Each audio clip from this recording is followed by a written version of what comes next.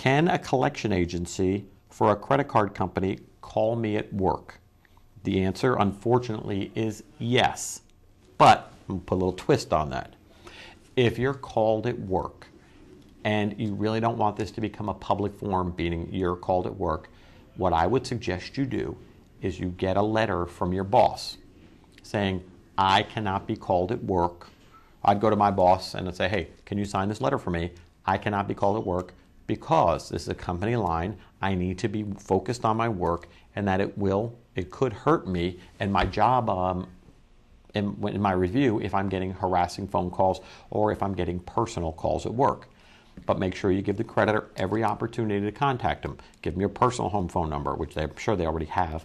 Give them an address where they can contact you in writing. And then have your boss sign the letter, send it to the creditor. Now, once you do that, they should stop calling you at work. But you know these guys, they're not going to. They're going to attempt to call you again and maybe call you again.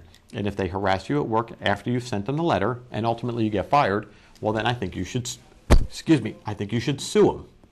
And the reason why I think you should sue them, because then you've been damaged. And in my opinion, they've harassed you. You've asked them not to call you at work. You've given them a reasonable alternative, times when you're available to talk to them, or an address where they can contact you in writing. You said, just don't contact me between the hours of 8 and 5 at this address. I can't receive personal phone calls. That's not an unreasonable request from you. So as long as you're doing that, contacting them, staying in contact and say, look, here's when I can be. I think that's a fair alternative. And if they can't abide by that and they're still going to harass you at work, then I think you should sue them for the damages. And if you've lost your job, that's a huge damage in today's economy. That may prevent you from getting jobs in the future. Plus, you've got a loss of income as a direct result of them contacting you. So I think that's a case I would like.